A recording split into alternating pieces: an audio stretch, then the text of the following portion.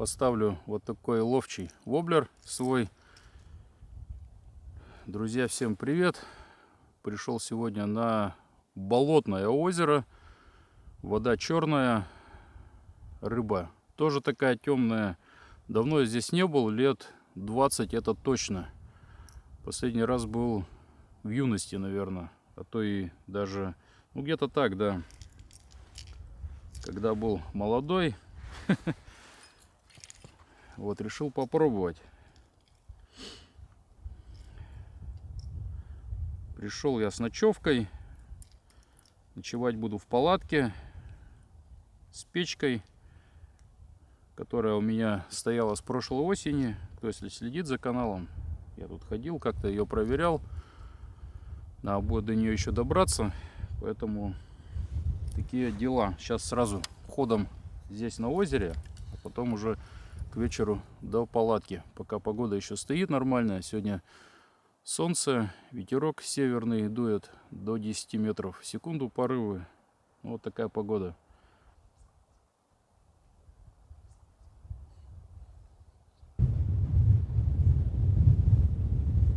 Озеро не глубокое.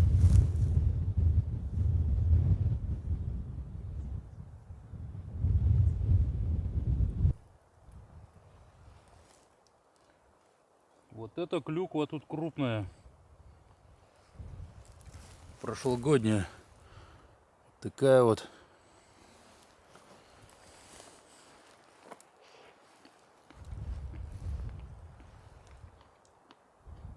Очень вкусная, сладкая. Вкуснее даже, чем осенняя. Пока прошелся этот берег метров 100, все прокидал, но тишина. Поставил другой воблер, тот глубоко идет. Озеро мелкое. Ну, может быть здесь метр-полтора максимум глубина. Цепляет ил. Поставил другой. Этот вроде как нормально. Идет помельче. Ну и игра у него поинтереснее такая. Ну, неплохой воблер. Я на него тоже рыбу ловил. Летом в основном здесь щука стоит под берегом. Вся. Вот как кусты здесь. Озеро торфяное. Берега крутые. Есть. И вот сколько раньше ловили, вся у берега.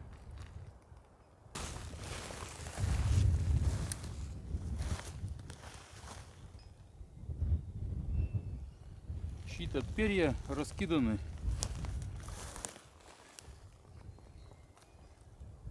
Даже не знаю, чьи это такие перья.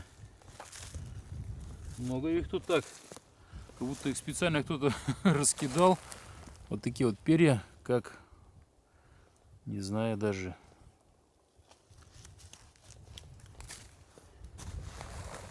Костей вроде нету, чтобы кто-то кого-то съел. Здесь мелко. Ну, в принципе, здесь все вот такая глубина небольшая. Воблер с заглублением до метра, и то местами цепляет.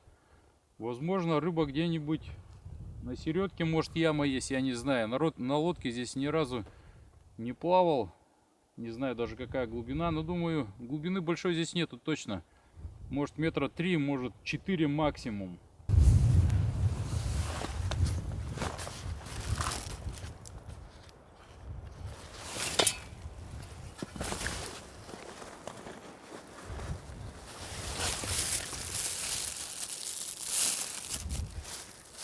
Озера такие торфяники, болото, вернее, торфяники, не озера. Опасные места, когда пожары, летом сухо стоит.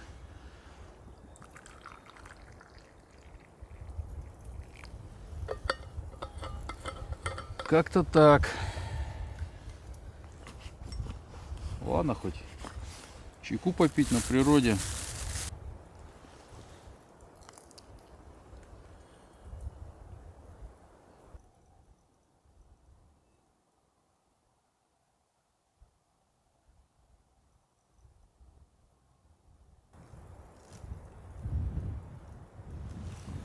Утки есть, плавают здесь и у того берега.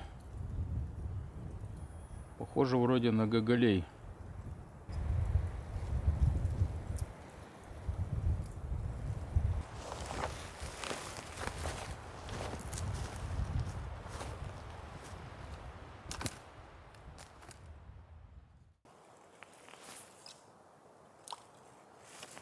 Добрался до речки, решил попробовать хариуса порыбачить. Не знаю, будет нет клевать.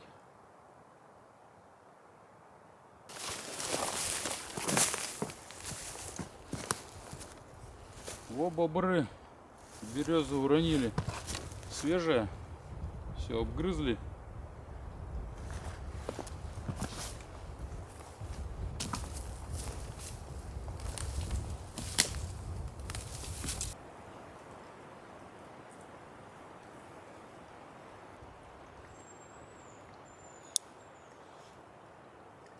Рябчик свистит где-то.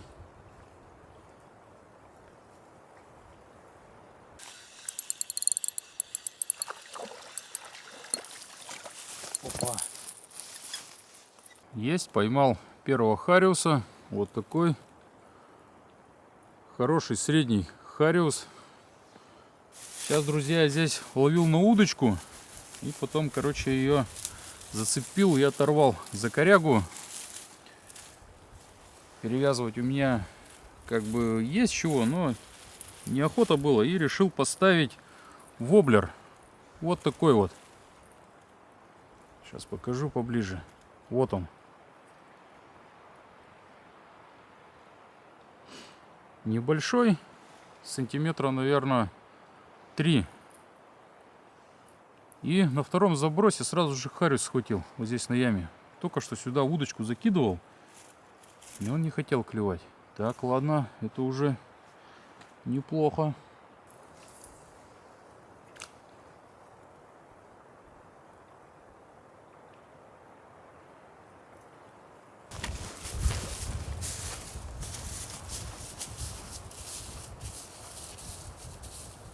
Пересекаю большой длинный участок.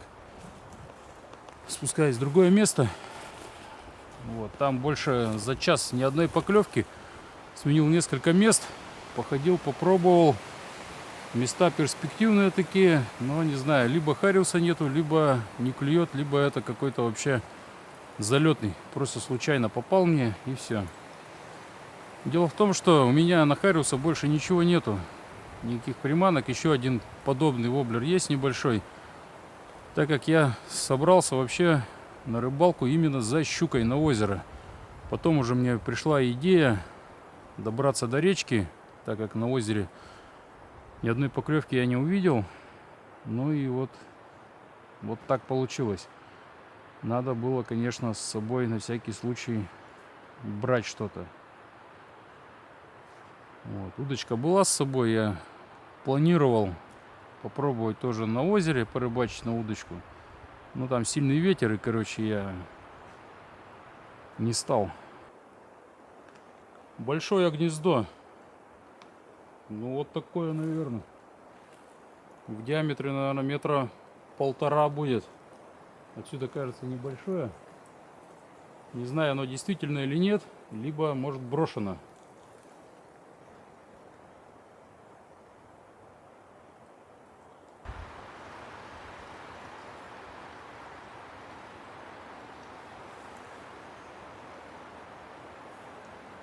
Гнездо, скорее всего, что старое. Постоял, послушал, вроде звуков никаких нету. Может, конечно, там яйца, не знаю чье, пока даже не могу предположить.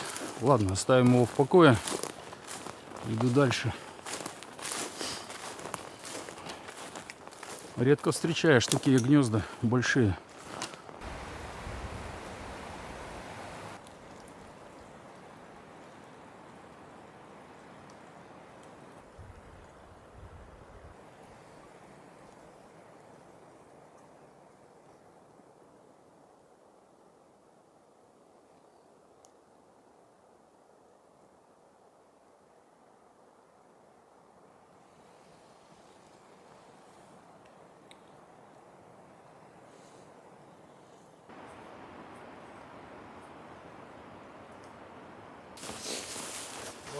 Добрался я до места.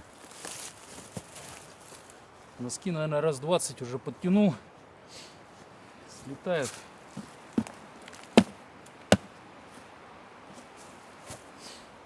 Так. Ну ладно, посмотрим тут. Все, нарыбачился я сегодня. Больше ни одной поклевки. Зря только сюда пришел. Такой путь проделал. Покидал в разных местах. И на плесе, и на ямах. И ни одной поклевки. И здесь, мне кажется, вода немножко темнее, чем там было. Гораздо. Поэтому, может быть, что с этим связано. Хариус здесь точно должен быть. Никуда он не делся. Уровень воды невысокий, но вода грязная, мутноватая такая. Пью чай и выдвигаюсь в палатку.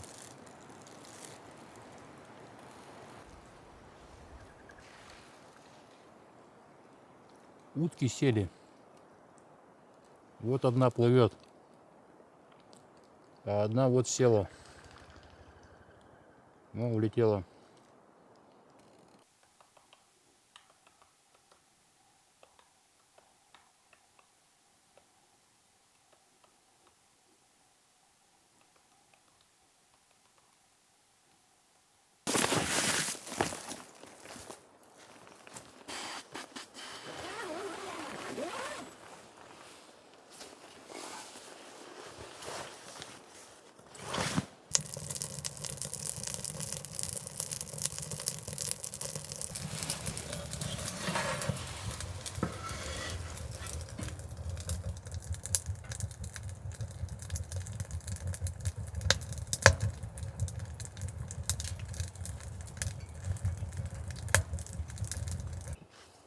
Дрова сухие здесь. Это у меня с осени были заготовлены. Дров хватит дня на 2, на 3 жить.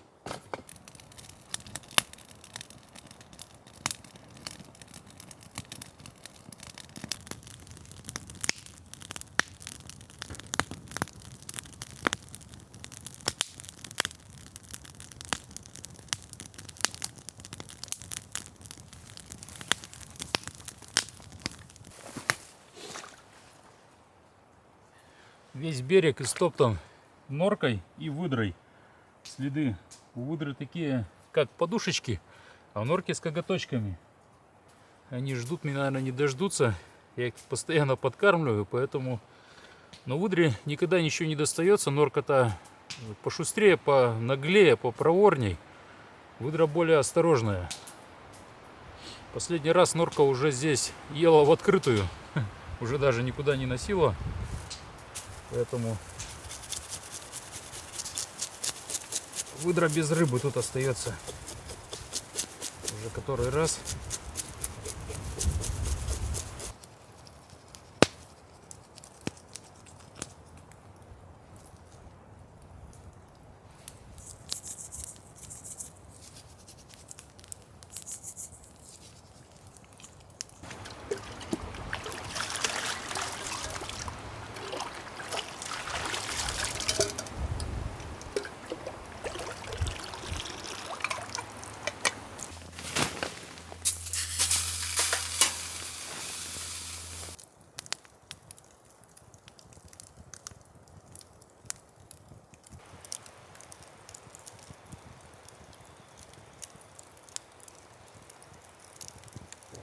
Хариуса в последнее время не протыкаю, а просто лежит на рогатине, потом переверну и нормально. Если протыкать, он вроде как бы держится, когда сырой, потом, когда мясо уже готовое, он разваливаться начинает и может просто с рогатины упасть в костер, в угли. Ну и все. В последнее время ношу с собой вот такую вот вещь везде сейчас вот. Можно сказать, на все походы, все рыбалки. Такой вот монокль. Очень удобная штука. Вот последний ролик, когда я ходил на ток, искал косачиный. Очень удобно выглядывать птицу, где-то вот на деревьях, допустим, не всегда удобно таскать большой объектив или вертеть его на штативе, на шаровой голове, то есть где-то поймать, найти птицу. Допустим, вот сейчас, когда шел сюда, видел самку глухаря, она слетела и куда-то села на деревья. То есть вот так вот я этим объективом с Сигмой 150-600 мм снимал. Просто ее не видно, не найти. Рыщешь туда-сюда вот. Ну и неудобно, во-первых. Тяжелое все. Достал монокль, он весит. Вообще в карман положил его, легкий. Какой-то китайский, вот я не помню, с Алиэкспресса давно брал. Посмотрел, поискал. Хоп, нашел где-то. О, уже нацелился и можно снимать. Птиц всегда снимаю я на ручном фокусе, поэтому не всегда бывает удобно и видно птицу. Потому что есть такая функция фокус-пикинг, то есть подсветка. У меня, допустим, желтым цветом объективом наводишь, и то, что у тебя в фокусе, подсвечено желтым.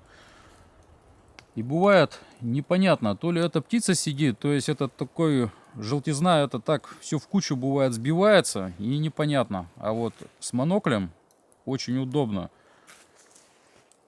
Вот так вот выглядел, посмотрел, причем в любых ракурсах, не надо шаровой головой крутить. Тяжелый объектив, классная вещь. В последнее время все хожу с ним, вообще с этим моноклем. То есть любое какое-то движение, кто-то где-то взлетел, хоп, взглянул, посмотрел. Ну, с учетом, если птица, конечно, долго сидит на дереве, то да, то как бы бывает, что маленькие синички те же, они скачут с ветки на ветку, там уже нормально их не поснимаешь. Пока объектив поставишь, пока ручной фокус настроишь это все, поймаешь ее, короче, они улетают, ну и нереально снять, можно так сказать.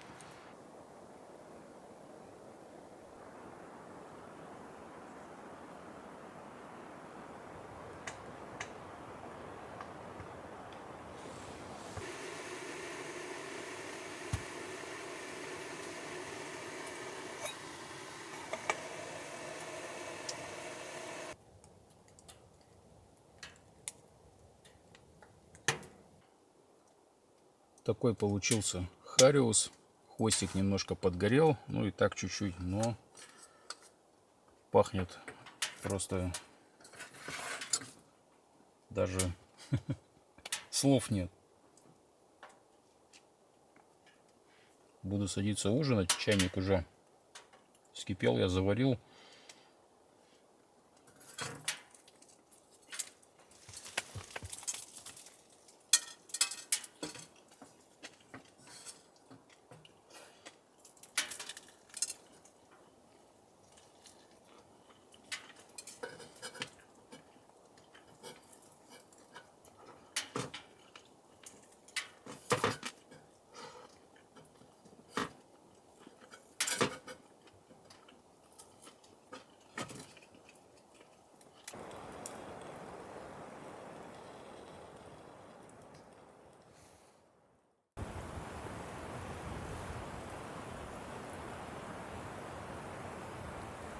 Друзья, всем доброе утро.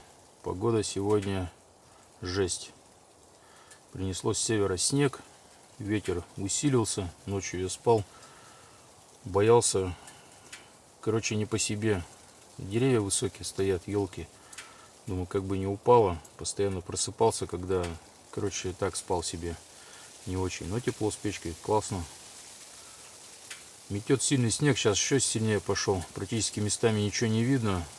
Ветер сильный, поэтому рыбалка сегодня точно отменяется. И решила выдвигаться в сторону дома, так как делать особо нечего. Все, всем пока, до новых встреч на канале и всем удачи, всем здоровья.